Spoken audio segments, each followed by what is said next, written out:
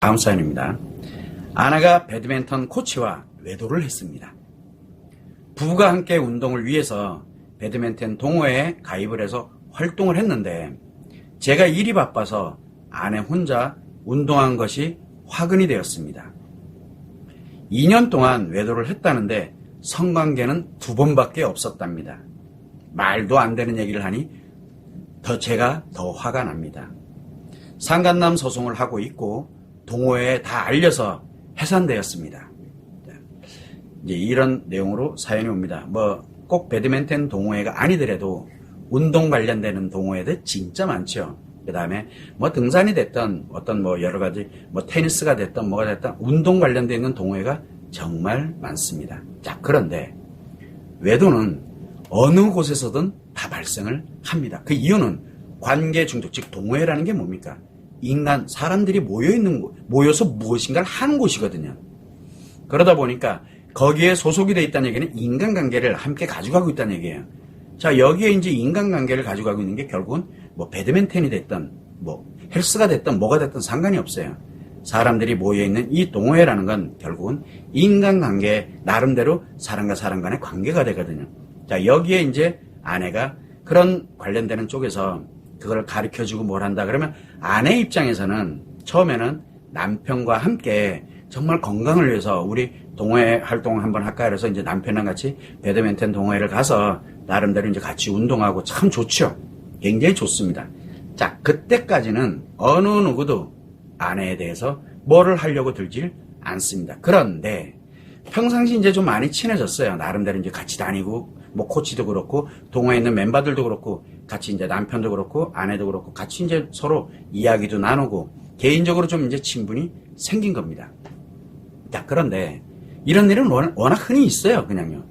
그런데 남편이 이제 일이 바빠져서 나름대로 자기 일을 이제 하면서 정말 바쁘니까 시간이 없어. 그렇다고 아내 보고 너도 그만해라 이렇게는 안 하잖아요. 그래서 아내 보고 골프가 됐든 뭐가 됐든 아내 보고 너 혼자라도 이렇게 진행을 해라라고 해서 이제 보냈습니다. 그랬더니 아내 혼자잖아요. 뭐가 없어졌어요? 지금 거기에 남자가 사라진 거예요. 다른 사람 눈에 볼 때는.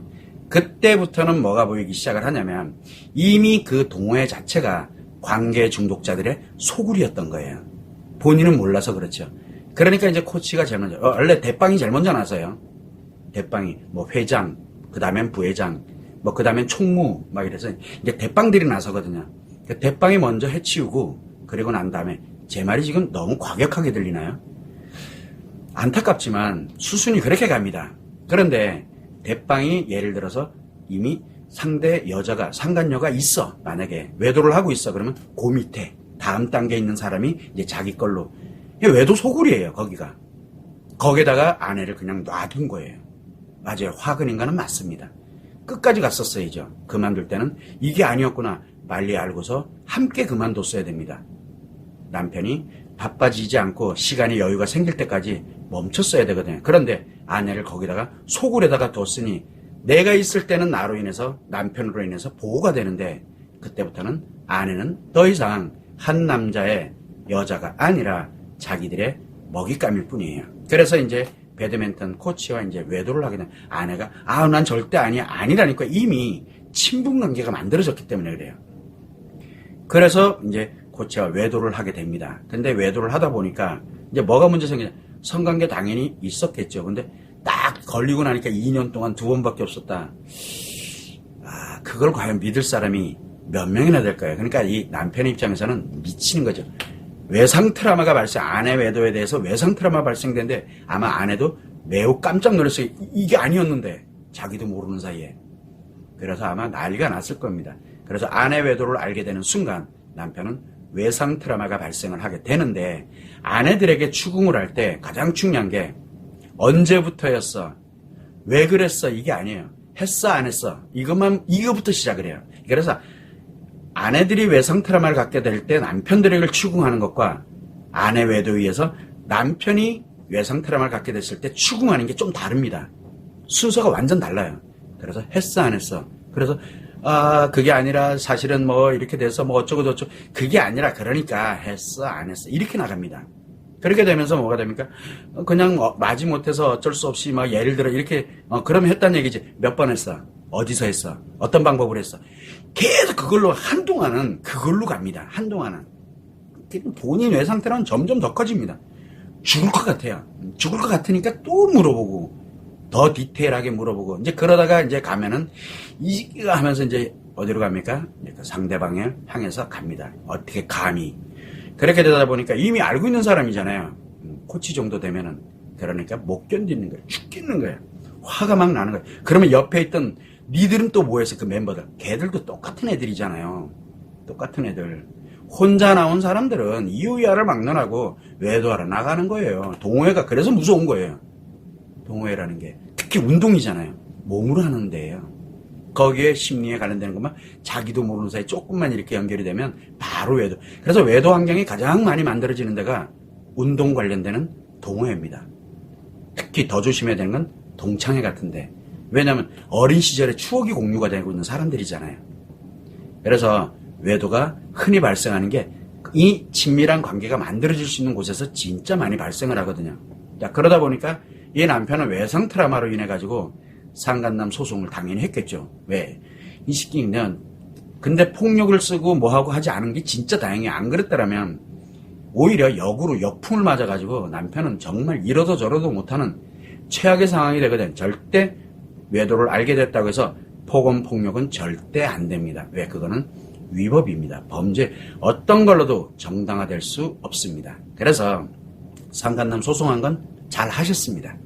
소송하고 그리고 이번 기회에 그 배드민턴 동호회를 해체시켜야죠. 그러면 이제 관계 중독자들이 뿔뿔이 흩어집니다. 근데 어딘가에서 다시 모입니다. 지들끼리. 그러나 어쨌든 아내와 연결되어 있는 것이기 때문에 해체시켜야죠. 해체시켜야 물론 이제 자기들끼리 또 모일 겁니다. 어딘가에서. 그 사람들 어디 안 갑니다. 끼리끼리 놉니다 또. 자, 그렇지만 어쨌든 해체했어요. 자, 여기까지는 좋습니다. 문제는 뭐냐면 나의 외상 트라우마는 과연 어떻게 됐을까? 엄청 커졌겠죠. 벌써 이미 성관계 관련되는 얘기가 추궁이 들어갔다 그러면 이 외상 트라우마는 진짜 장난 아니게 커지거든요. 결국은 내 외상 트라우마가 커진 상태에서 자, 이제 상간남 소송 들어갔어. 그 다음에 이제 거기에 배드민턴 동호회도 이제 해체시켰어. 그렇게 되고 났는데 이제 그 다음에는 어떻게 할래요? 그 다음부터는 내 아내를 어떻게 할 건데요? 내가 외상 트라우마를 갖고 있는 상태에서 아내에게 한마디 할 때마다 아내는 관계 중독이 점점 악화됩니다. 결국 무슨 얘기예요? 내 손으로 내 아내를 버립니다. 내 손으로 내 아내를 버리는 날이 와요. 그러면 그 아내는 어떻게 될까요? 관계 중독이 악화된 채로 이혼을 하게 되면 이혼해서 수많은 남자들에게 결국은 먹잇감으로 전락을 내가 그렇게 만들어 놓고 버린다는 개념을 자기가 쓰게 되거든요. 그렇게 만들면 안 되잖아요. 그러려고 지금 이러는 거 아니잖아요. 그러면은 상간남 소송하면서 이혼 소송한 거 아니라면 최소한 한 번은 뭔가 가능성, 회복에 대해서 뭔가를 노력을 해봐야 되겠다는 생각 때문에 그렇게 안 하고 있는 거잖아요. 그러면 제1우선은 뭐냐면 일단은 다 해체시켰고 상간남 소송하고 있고 이렇게 되니까 제1우선은 분노하거나 추궁하는 걸 일단 빨리 멈추셔야 돼요. 그리고 내가 너무 힘드니까 나의 외상 트라우마를 무조건 치료하셔야 됩니다. 치료해야 이 분노하고 이러는 게 멈춰지게 됩니다. 그래서 나를 치료해서 원래 내가 건강했던 나의 모습으로 회복을 해놔야 됩니다. 나를 회복해 놓고 물론 함께 아내와 함께 회복하면 참 좋습니다. 왜냐하면 아내도 지금 만약에 예를 들어서 노력을 하고 있거나 정말 막 이렇게 견디고 막 이렇게 가고 있다 그러면 악화는 되고 있지만 그러면은 남편이 외상 트라우마를 치료할 때 아내와 함께 치료되면 회복 속도가 굉장히 빠릅니다. 자, 그런데 아내는 뭐 이렇게 가고 있는데 내가 막 이런 여러 가지 사유로 인해서 남편 혼자 치료할 수 있거든요. 그러면 나의 외상 트라우마를 치료해놔야 아내가 내 손으로 아내를 악화시키지는 않게 됩니다. 그러고 난 다음에 내가 어느 정도 회복을 하면서 그리고 아내에게 치료할 수 있는 기회를 줘야 됩니다. 그래야 다시는 어느 누구도 감히 넘보지 못하는 그런 행복한 가정으로 돌아갈 수 있습니다. 그리고 또한 아내도 이번 일을 계기로 해서 자기 자신이 치료되고 회복이 되고 나면 얼마나 무서운 일을 내가 겪었는지 그걸 반면교사로 삼아서 자기 자신을 회복하는데 그리고 행복하게 살아가는데, 그리고 수많은 사람들에 대한 경계심이 자기한테 만들어지게 된다는 거. 그렇게 행복으로 전환하는 게 매우 중요합니다. 지금은 아내를 추궁한다고 될 문제가 아닙니다. 아내가 점점 더 악화됩니다. 또 나의 외 상태라면 점점 커집니다. 결과는 악화된 아내를 버려야 내가 살아요. 그러면 그 아내는, 그러면 나는 다 날아가요. 인생이요. 인생 다 날아간 것. 그동안 이루어왔던 거, 보호했던 거 싹 잃게 됩니다. 모두 다 잃어요. 이게 정해져 있는 수순이에요. 미래고. 그래서 나를 치료하는 거에다 포커스를 맞추는 게 1번. 두 번째는 아내를 치료할 수 있는 기회를 아내 스스로에게 줘야 돼요. 그리고 아내도 지금부터라도 치료되겠다 그러면 함께 치료하세요. 그러면 속도는 더 빠릅니다.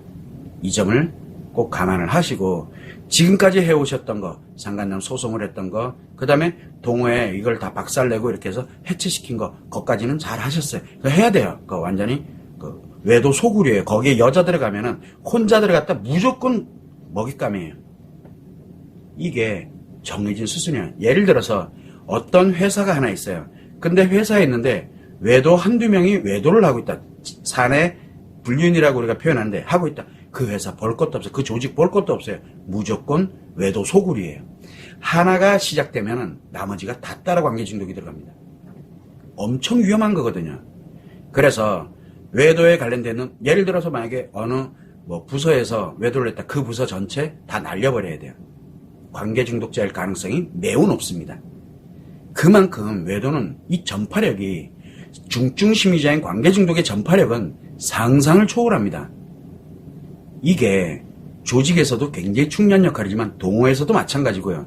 또 가정에서도 마찬가지입니다. 그래서 지금 나를 치료해 놓고, 그리고 내 배우자에게 치료할 수 있는 기회를 주는 게 얼마나 중요한 것인지를 최소한 아셔야 됩니다. 그래야 내가 피해를 입지 않게 되고 내 아이들을 보호할 수 있고 행복하게 살아갈 수 있는 환경이 기본적으로 만들어지게 됩니다.